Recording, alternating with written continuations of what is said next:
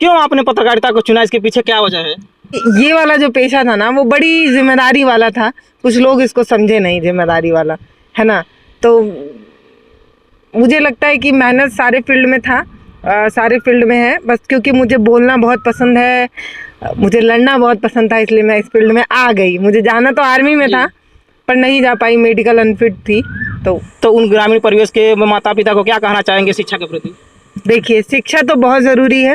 अगर आप अपने बच्चों को नहीं पढ़ा रहे हैं ना, और अगर आपको ये लग रहा है कि बच्चों को पढ़ा देंगे तो नौकरी करेगा और बेटिया को पढ़ा के क्या ही मतलब है, जितने में उसको पढ़ाएंगे उतने में क्या बोलते हैं दहेज देकर उसकी शादी कर देंगे। तो देखिए, आजकल जो सोशल मीडिया पे चीज़ें हो रही हैं वो आप भी देख रहे हैं। जब आप बच्चियों के दहेज के लिए अपनी बच्ची को कमज़ोर करेंगे ना, तो एक ना एक दिन उसकी कोई ना कोई बलि करे, मतलब बलि उसका होगा ही। जब आप अपनी लड़कियों को बकरी बनाइएगा या बकरा बनाइएगा तो कोई तो आएगा ना, काटेगा ही ना। तो आप क्यों नहीं उसको शेर या शेरनी बना रहे हैं? क्यों आप उसको पहले से ही कमजोर कर रहे हैं? क्यों आप इसको ये बोल रहे हैं कि बेटा देखा तू दूसरे एक धन हो तो के दूसरे घरे जाएगा? ये बोलकर जब उसकी परवरिश की जाती है ना, तो लड़की कभी जुड़ ही नहीं पाती है घर से। उसको लगता है अरे यार ये तो मेरा घर है ही नहीं, मैं जिस घर में जाऊंगी वो मेरा घर है, उसको मुझे संभालना है। तो इस तरीके की बातें आप करके अपने बच्चों को कमज़ोर मत करिए। आज लड़कियां कहाँ से कहाँ पहुँच रही हैं, जहाज उड़ा रही हैं, ट्रेन चला रही हैं, मेरे जैसी स्वतंत्र पत्रकार बन रही हैं, और भी बहुत सी लड़कियां अलग अलग फील्ड में बेहतर कर रही हैं। तो मुझे लगता है एक बार आप थोड़ा सा पुश करेंगे ना, लड़कियां गगन चूम कर दिखाएंगी।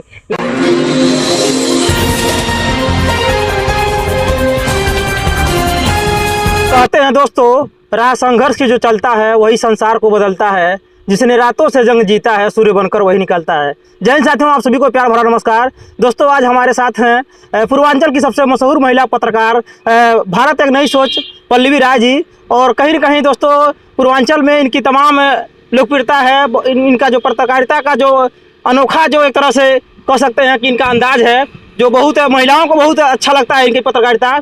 और पत्रकारिता जगत में दोस्तों महिलाएं, कोई भी अगर लड़की पत्रकारिता करती है तो अपने आप में बहुत बड़ी चीज़ होती है। बहुत बड़ा हौसला रहेगा वही पत्रकारिता कर पाएगा। तो हम इनसे बातचीत करेंगे। सबसे पहले पल्लवी जी, आपको हमारे सूरज न्यूज़ पर बहुत बहुत स्वागत है। बहुत धन्यवाद आपका भी और आपके दर्शकों का भी जो हमें देख रहे हैं। तो ये बताइए कि आपने पढ़ाई लिखाई भरपूर किया, तमाम डिग्रियाँ ली, और इतना संघर्ष, पत्रकारिता का जो जीवन होता है बहुत संघर्षशील होता है, बहुत उतार चढ़ाव होते रहते हैं। तो क्यों आपने पत्रकारिता को चुना, इसके पीछे क्या वजह है? पत्रकारिता का ही पेशा मतलब महत्वपूर्ण है, ये एक बात है। लेकिन मेहनत सिर्फ इसी में है, ये आप कैसे कह रहे हैं? मजदूरी जो करता है ना, उससे हम कम ही मेहनत करते हैं। मतलब एकदम तेज वाली धूप में वो छाए में भी नहीं जा सकते, क्योंकि जहाँ उनको एक जगह से मिट्टी उठा के दूसरी जगह फेंकना है, वो उतने ही दूर तक उनका एक एरिया बना हुआ है। पूरे दिन भर उनको यहाँ से खांची उठा के वहाँ फेंकना है मिट्टी का। तो मजदूरी में भी मेहनत है, पत्रकारिता में भी मेहनत है, और जो भी फील्ड आप देखिए ना, सब में मेहनत है। बस ये है कि ये वाला जो पेशा था ना वो बड़ी जिम्मेदारी वाला था। कुछ लोग इसको समझे नहीं जिम्मेदारी वाला, है ना। तो मुझे लगता है कि मेहनत सारे फील्ड में था, सारे फील्ड में है। बस क्योंकि मुझे बोलना बहुत पसंद है, मुझे लड़ना बहुत पसंद था, इसलिए मैं इस फील्ड में आ गई। मुझे जाना तो आर्मी में था पर नहीं जा पाई, मेडिकल अनफिट थी, तो इस फील्ड में आ गई। मुझे लगता है कि कहते हैं ना कि बॉर्डर पे दुश्मनों से नहीं लड़ पा रहे हैं, तो देश के अंदर जो दुश्मन है उनसे लड़ने की कोशिश कर रहे हैं। क्योंकि आप एक लड़की हैं और लड़की के लिए समाज में कभी गांव में जाती हैं, कभी बहुत दूर दूर तक सफ़र करना पड़ता है, तो तमाम चुनौतियां, तमाम कठिनाइयां को सामना करना पड़ता होगा। और तमाम लड़कियां जो पत्रकारिता जगत में आना चाहती हैं, जो आपको अपना आदर्श मानती हैं, तो उनके लिए क्या कहना चाहेंगी, थोड़ा बताइए। जो मेरे को देख के प्रेरणा बना रही हैं, तो उनको लग रहा है कि मैं बहुत बेहतर कर रही हूँ, उनको ये कहना है ना कि आप जिस कंडीशन में खड़ी हैं अभी, उस कंडीशन से मैं निकली हूँ अभी अभी। मेरे घर में भी हालात बहुत सही नहीं थे, समाज का पूरा सपोर्ट कभी नहीं मिला। आज भी जब मैं अपने घर पे, कभी होता है ना कि बिहार से आ रहे हैं तो आते आते लेट हो गया, 10 बज गया, 11 बज गया, तो ये मोहल्ले वाले मुझे आज भी उसी गलत नज़रिए से देखते हैं कि मतलब कहाँ, मतलब ऐसा कौन काम है कि 12 बज जाला आवे में, दिन में नहीं कही पावे नहीं। हमें मोहल्ला में ये एगो लड़की है जो अपने मन क्या हो गई। तो बोलने वाले ऐसा नहीं है कि मेरा विरोध नहीं किए, लेकिन धीरे धीरे लोगों ने समझा है, लोग समझे हैं कि मैं कुछ बेहतर कर रही हूँ। जब लोगों को लगा है कि एक लड़की भी कुछ अलग कर सकती है, देखिए विरोध सबका होता है। जब आप समाज में कुछ अलग करने की कोशिश करते हैं, मेरे पूरे खानदान में कोई ये पेशा नहीं चुना, मेरे रिश्तेदार में कोई ये पेशा नहीं चुना, तो सबको ये अलग लग रहा था। सबको ये लग रहा था कि 10 मर्दों के बीच में एक लड़की खड़ी होगी। तो होता है ना कि मतलब जो लड़कियां लड़कों से ज्यादा बात करती हैं वो कैरेक्टरलेस मानी जाती हैं अपने समाज में। तो मर्दों का पेशा है ये, इसमें अगर कोई महिला माइक लेके निकलेगी तो उस पर सवाल खड़े होंगे ही। तो ये या तो आप देखिए, आप एकदम सेफ्टी वाला कोई रास्ता ढूंढ लीजिए, तो सेफ्टी वाला रास्ता चूल्हा चौका बर्तन या टीचर, इसके अलावा और कुछ सेफ्टी वाला रास्ता है नहीं महिलाओं के लिए। हर जगह हमें टक्कर लेना पड़ता है मर्दों से, और लेना ज़रूरी भी है, क्योंकि जब तक आप टक्कर लेंगे नहीं तब तक आप कुछ अलग और कुछ बेहतर नहीं कर पाएंगे। तो देखिए, अगर आपको, मैं कहती हूँ ना, कमज़ोर बनेंगी तो आपको हर कोई सताने आएगा। आप इतनी मजबूत बन जाइए ना कि कोई आपसे टक्कर लेने से पहले सोचे कि इससे कौन जाएगा लड़ने, भाई ये तो खूंखार है, ये हमारा ही नुकसान कर देगी। तो मजबूत आपको खुद से बनना होगा। और ये सब मोटिवेशन जो होता है ना, ये कहीं से आता नहीं है। सबसे बड़ा मोटिवेशन आप खुद है। आप अपनी माँ को देखिए ना कि वो कितने संघर्षों में अपनी पूरी जिंदगी काट दी। देखिए ना कितनी अपने पिता को देखिए ना, वो कितने मुश्किलों से आपको पढ़ा रहे हैं। और जब आपको तब भी मोटिवेट आप नहीं हो पा रहे हैं अपने माँ और पिता के संघर्ष को देखकर, तो आपको कोई किताब का कोई भी चीज़ आपको मोटिवेट नहीं कर सकता। मोटिवेट आपको खुद से होना है। और ये जो किताबों और वीडियो से मोटिवेट होने वाले लोग हैं, वो 4 दिन के लिए मोटिवेट होते हैं। सब ITI करते हैं, सब इंजीनियर ही बनते हैं, है ना, 4 दिन के लिए। लेकिन यही कहना है कि मोटिवेट आप खुद से जब तक नहीं होंगे ना, कोई आपको मोटिवेट नहीं कर पाएगा। दोस्तों कहते हैं कि जब आप कोई नया रास्ता चुनेंगे तो कठिनाइयाँ आएंगी, संघर्ष करना पड़ेगा। अगर आप सपना देख रहे हैं तो मेहनत उसी हिसाब से करना पड़ेगा, क्योंकि कहा भी गया है कि हम तोड़ सकते गगन के सितारे, बुलंदी पर हो यदि इरादे हमारे, तो कदम खुद आकर चूम लेती मंजिल, अगर मुसाफिर अपनी हिम्मत न हारे। क्योंकि इन्होंने भी जीरो से ही शुरुआत किया था और आज मिलियन में सब्सक्राइबर हैं। आज कहीं न कहीं सफलता की ऊंचाइयों पर पहुंच रही हैं। तो लोग सोचते होंगे कि बहुत आसान काम है, एसी में गाड़ी में बैठकर घूमना और जाकर रिपोर्टिंग करना, लेकिन उसके पीछे का जो मेहनत होता है, जो तमाम तरह का जानकारियाँ लेना होता है, कहीं न कहीं इसमें शिक्षा का भी बहुत बड़ा, कि आप पढ़ी लिखी हैं तो कहीं न कहीं शिक्षा का तो महत्व तो समझ में आता ही होगा। और कुछ लोग शिक्षा के, हमारे जो कि ग्रामीण परिवेश में अपने बच्चियों को नहीं पढ़ाते हैं लोग, उतना शिक्षा का तवज्जो नहीं देते हैं लोग, तो उन ग्रामीण परिवेश के माता पिता को क्या कहना चाहेंगे शिक्षा के प्रति? देखिए, शिक्षा तो बहुत ज़रूरी है। अगर आप अपने बच्चों को नहीं पढ़ा रहे हैं ना, और अगर आपको ये लग रहा है कि बच्चों को पढ़ा देंगे तो नौकरी करेगा, और बेटिया को पढ़ा के क्या ही मतलब है, जितने में उसको पढ़ाएंगे उतने में, क्या बोलते हैं, दहेज देकर उसकी शादी कर देंगे। तो देखिए, आजकल जो सोशल मीडिया पे चीज़ें हो रही हैं वो आप भी देख रहे हैं। जब आप बच्चियों के दहेज के लिए अपनी बच्ची को कमज़ोर करेंगे ना, तो एक ना एक दिन उसकी कोई ना कोई बलि करे, मतलब बलि उसका होगा ही। जब आप अपनी लड़कियों को बकरी बनाइएगा या बकरा बनाइएगा तो कोई तो आएगा ना, काटेगा ही ना। तो आप क्यों नहीं उसको शेर या शेरनी बना रहे हैं? क्यों आप उसको पहले से ही कमजोर कर रहे हैं? क्यों आप इसको ये बोल रहे हैं कि बेटा देखा तू दूसरे धन हो तो के दूसरे घरे जाएगा? ये बोलकर जब उसकी परवरिश की जाती है ना, तो लड़की कभी जुड़ ही नहीं पाती है घर से। उसको लगता है अरे यार ये तो मेरा घर है ही नहीं, मैं जिस घर में जाऊंगी वो मेरा घर है, उसको मुझे संभालना है। तो इस तरीके की बातें आप करके अपने बच्चों को कमज़ोर मत करिए। आज लड़कियां कहाँ से कहाँ पहुँच रही हैं, जहाज उड़ा रही हैं, ट्रेन चला रही हैं, मेरे जैसी स्वतंत्र पत्रकार बन रही हैं, और भी बहुत सी लड़कियां अलग अलग फील्ड में बेहतर कर रही हैं। तो मुझे लगता है एक बार आप थोड़ा सा पुश करेंगे ना, लड़कियां गगन चूम कर दिखाएंगी। लेकिन थोड़ा सा आप लोगों को मुझे लगता है पुश करने की ज़रूरत है। और लड़कियां आप देखिए, इस बार UPSC का जब रिजल्ट निकला उसमें भी देखिए टॉप में लड़कियां थी। इस बार इंटर का रिजल्ट निकला उसमें भी टॉप पर थी। तो लड़कियां तो हर जगह बेहतर करके दिखा रही हैं, बस पता नहीं क्यों लोग समझ ही नहीं रहे। अपना चश्मा जिस दिन ये लोग समाज का उतार देंगे ना, जिस दिन ये लोग ये मान लेंगे कि लड़कियां भी लड़कों के बराबर हैं, बेटियां भी बेटों के बराबर हैं, उस दिन समाज बदलेगा। और मुझे लग रहा है परिस्थितियां बेहतर हो रही हैं, क्योंकि आप देखिए ना, रिजल्ट आपको बता रहे हैं कि इतने बड़े कठिन इम्तिहानों में भी हम अव्वल आ रहे हैं, टॉप पर आ रहे हैं। इसका मतलब यही है। क्योंकि आप पत्रकारिता के क्षेत्र से जुड़ी हैं और जमीनी रिपोर्टिंग करती हैं, गांव की हकीकत दिखा, और तमाम जो कहीं न कहीं बड़े बड़े मीडिया घराने के लोग जो स्टूडियो में बैठकर रिपोर्टिंग करते हैं, और आज कहीं न कहीं जनता उनसे सवाल करती है कि तमाम मीडिया वाले गोदी मीडिया बन गए हैं, सरकार के गोद में बैठकर सरकार के इशारों पर काम कर रहे हैं। तो इस पर क्या आपकी विचार है, थोड़ा बताइए दर्शकों को। किस पे बताऊं? जैसे कि जो तमाम ऐसे बड़े बड़े मीडिया पत्रकार हैं वो कहीं न कहीं सरकार के इशारों पर काम रहे हैं। जो जमीनी हकीकत है, गरीबों की समस्या, बेरोजगारों की समस्या, विद्यार्थियों की समस्या, महंगाई की समस्या, इन पर बात नहीं हो रही है। हिंदू मुसलमान तमाम तरह के धार्मिक चीज़ों पर लोगों को बहकाया जा रहा है। तो किस नज़रिए से आप देखती हैं? इसका 2 कारण है। पहला कारण ये है कि लोग उसको देखना चाहते हैं। आप देखिए कि अभी आप किसी गंभीर मुद्दे पर बात करिए, उस पर व्यूज कम होगा।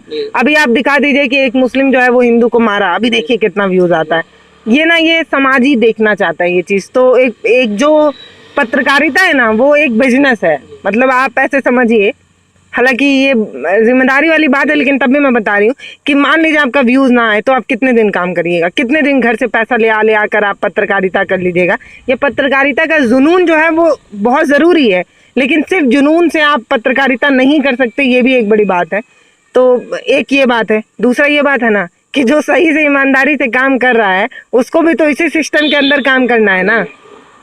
अगर आप सरकार के विरोध में दिखाते हैं खबरें या आप पत्रकारिता कर रहे हैं, तो पत्रकार का काम ही है कि वो सरकार के विपक्ष में हमेशा खड़ा है, सरकार के विपक्ष में हमेशा खड़ा रहे। पत्रकार का काम ही है कि वो गवर्नमेंट का विरोध करे, वो सरकार की तारीफें दिखा ही नहीं सकता है अगर वो पत्रकारिता कर रहा है। तो जब विरोध में दिखाएगा तो मेरे जैसे आपका भी पेज बंद हो जाएगा, तो फिर कितने दिन आप कर पाइएगा। ठीक है, अपना यूट्यूब है तो कर रहे हैं, मतलब ये है कि यूट्यूब के जो लोग हमें देखने वाले हैं उनके लिए कर रहे हैं। जितने दिन यूट्यूब बंद हो जाएगा वो दिन का कर जाएगी, फिर नया पेज बना के किया जाएगा, तो कितने बार करेंगे।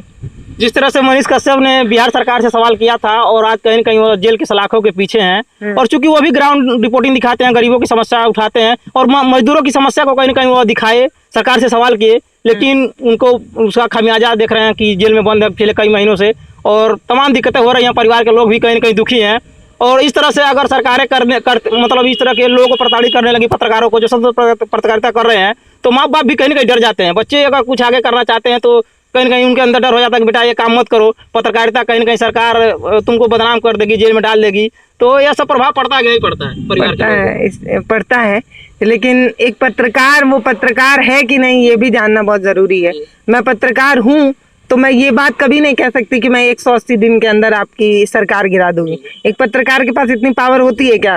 वो तो जनता के पैसे से चलता है। हम लोग जो है ना, अगर ये लोग हमें देखना छोड़ दें, हमें व्यूज नहीं आएगा, हम चल नहीं पाएंगे भाई। तो उनके पास ऐसी कौन सी ताकत थी कि वो 180 दिन के अंदर सरकार गिराने की बात कर रहे थे। ये भी तो समझिए, ये भी तो समझिए।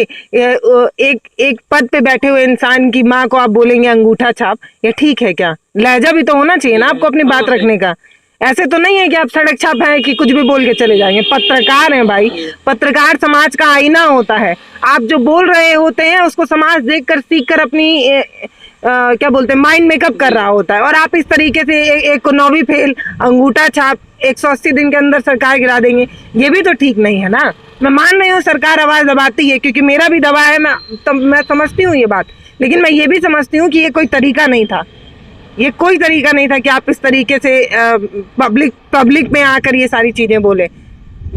तो कहीं ना कहीं दोस्तों पत्रकारिता का जो क्षेत्र है, पत्रकारिता एक बहुत बड़ी जिम्मेदारी है, और आजकल लोग इसको समझ नहीं रहे हैं, और मुझे लगता है यही सबसे बड़ी टेंशन बनते जा रही है। मैं हर खबरों में देख रही हूँ कि एक प्लस पॉइंट बनता है, एक माइनस। कुछ लोग जाते हैं पहले उसके राइट साइड को दिखाएंगे, राइट साइड को दिखा के व्यूज पालेंगे, अब लगेगा अरे यार ऐसे चल नहीं रहा है, तो फिर 4 लोग आएंगे उसकी बुराई दिखाने लगेंगे, तो फिर उस एंगल से व्यूज कमाते हैं। फिर एक कोई तीसरा आएगा, वो दोनों के बीच का न्यूट्रल रास्ता खोजेगा, फिर ये उनको गाली देंगे, ये उनको गाली देंगे, यही हो रहा है, बस यही हो रहा है। जबकि पत्रकारिता एक बहुत बड़ी जिम्मेदारी थी। पत्रकारिता एक ऐसा पेशा है ना जिससे हम समाज को एक बेहतर दिशा दे सकते हैं और समाज निर्माण कर सकते हैं। जैसे हम कोई खबरें बना रहे होते हैं ना, अगर मान लीजिए सब एक तरफा रिपोर्टिंग करने लगे तो खबरें एक जैसी जब समाज में जाने लगते हैं तो सबको लगता है कि जो दूसरा वाला पक्ष है वही दोषी है ना। जब सब सारे पत्रकार एक ही एंगल दिखाएंगे तो सबको लगेगा ना दूसरा वाला दोषी है, तभी तो उसको कोई नहीं दिखा रहा है, तभी तो सारे बुद्धिजीवी इसी तरफ जा रहे हैं। तो यही पत्रकार एक समाज निर्माण कर रहा होता है, और सबको ये अधिकार नहीं मिलना चाहिए ना कि कोई भी निर्माण करे, तब तो गलत ही होगा। ये मैं बहुत जिम्मेदारी से ये बात कह रही हूँ कि आप लोग समझिए कि ये बहुत बहुत जिम्मेदारी का पेशा, बहुत ज़्यादा। ये ठीक है कि सरकार हमारी आवाज़ दबा रही है, ये ठीक है, लेकिन ये भी तो सोचिए ना कि आप जो कर रहे हैं उसमें कितनी ईमानदारी है। क्योंकि आप भी पत्रकारिता कर रही हैं तो कोई ना कोई आपका भी आदर्श होगा। किसे अपना आदर्श मानती हैं और किसको मतलब देखकर आप भी कुछ सीखती हैं? आपके कौन आदर्श हैं पत्रकारिता? बहुत सारे लोग हैं, बहुत सारे लोग हैं जिनको मैंने देखा है, जिनसे मैंने सीखा है कि हम कैसे संयमित रहकर अपनी बातों को रख सकते हैं, कैसे हम गुस्सा, बिना गुस्सा आए हम अपनी बातों को रख सकते हैं। अरे यार, आप कैसे पत्रकार हैं कि आपको कोई 4 बात बोल दिया आप तुरंत अरे तू मैं पे उतर जाएंगे। अरे आपका एक लहजा है, पढ़े लिखे इंसान है, तभी तो 10 लोग आपको देख रहे हैं। आपको 10 लोग क्यों देखे, आप मुझे ये बताइए। आपके अंदर कुछ तो काबिलियत होना चाहिए कि आप बोले कि हाँ मेरे को इतने लोग फॉलो करते हैं। आप वहाँ पे जब आप एक ये माइक लिए हैं ना, आपके जितने सब्सक्राइबर हैं, आप उनके नेतृत्व में खड़े हैं, आप उनके रोल मॉडल हैं, या आपको पसंद करने वाले वो लोग हैं। आप मान लीजिए 20 लाख आपके सब्सक्राइबर हैं और आपको कोई आके कुछ बोल के गया, आप तुरंत गुस्सा हो गए, फिर उसकी माँ बहन आप गाली देने लगे, तो आपका लहजा, आपका व्यक्तित्व क्या कहता है? ये भी तो सोचने वाली बात है ना। जिम्मेदारी के साथ कोई भी बात जिम्मेदारी, बोला जाए। वही क्योंकि पत्रकारों को तमाम लोग देखते हैं, उन्हें अपना आदर्श मानते हैं और समाज का उससे प्रभाव भी पड़ता है। और कहा जाता है दोस्तों, लोकतंत्र का चौथा स्तंभ होते हैं पत्रकार, और पत्रकार का बहुत बड़ा भूमिका होता है एक सफल लोकतंत्र को बेहतर बनाने के लिए। कहीं न कहीं जनता की समस्याओं को उठाएं ताकि सरकार उस पर अमल करे और लोगों का कल्याण के लिए काम करे। तो लास्ट में आपसे है कि हमारे दर्शकों के लिए क्या कहना चाहेंगी? देखिए, मैं आपको यही कहना चाहती हूँ कि पहले तो ये टीवी मीडिया वाले पत्रकार आपको मूर्ख बना रहे थे, अब सोशल मीडिया वाले भी बना रहे हैं। तो पूरी आँख खोल कर देखिए। ऐसा तो नहीं है कि कहीं खबरों के नाम पर आपको कुछ गलत परोसा जा रहा है। ऐसा तो नहीं है कि पत्रकार अपना एजेंडा चलाने के लिए आपके साथ खबरें दिखा रहा है। ये भी है, ये भी हो रहा है। आजकल के जो पत्रकार हैं उनका अपना एक एजेंडा होता है जो दर्शकों के बीच में वो परोस रहे हैं। तो आपको समझना होगा कि राइट में कौन है, लेफ्ट में कौन है और कौन निष्पक्ष है। अब आपको खबरें ऐसे ही नहीं मिल जाएंगी, मतलब खबरों के लिए आपको बहुत कुछ चुकाना पड़ता है। कई बार आपको खबरों के नाम पर ऐसी चीज़ें दिखाई जाती हैं ना, आप समझ भी नहीं पाते हैं और अंदर ही अंदर आपको मैं ऐसे कहूँ कि एक राक्षस बना दिया जाता है। आप बस सबको ना, मतलब वो जो नहीं गांव में अंधभक्त बोलते हैं लोग, अंधभक्त बोल सकते हैं। गांव में जो कुत्तवा नहीं होता है जो सबको खां खां करके धरता है, वही आपको बनाया जा रहा है खबरों के माध्यम से। आप ना सही समझ पा रहे हैं ना गलत समझ पा रहे हैं, आप कुछ समझ ही नहीं पा रहे हैं। बस आप जो है सबके कमेंट सेक्शन में जाकर गाली लिख रहे हैं। तो सोचिए ना कि आप कैसे बनते जा रहे हैं। ये बहुत जिम्मेदारी वाला पेशा है और आपको अब समझना होगा। आपको अब अपनी नींद से उठकर देखना होगा कि खबरों के नाम पर आपको परोसा क्या जा रहा है। तो साथियों, ये थी पल्लवी राय जी और हमारे साथ बातचीत की, इसके लिए इनको बहुत बहुत धन्यवाद। और दोस्तों, इनका यूट्यूब चैनल है भारत एक नई सोच, बहुत बड़ी बेहतर पत्रकारिता करती हैं। अगर आप वीडियो नहीं देखे होंगे इनका, तो लगभग सभी लोग वीडियो इनका देखे ही हैं। पूर्वांचल की सबसे मशहूर पत्रकार। और हमारा बातचीत आपको कैसा लगा कमेंट में जरूर बताइएगा। और साथियों, मिलेंगे किसी अन्य वीडियो में, तब तक के लिए हम आपसे विदा लेते हैं। जय हिंद, जय भारत।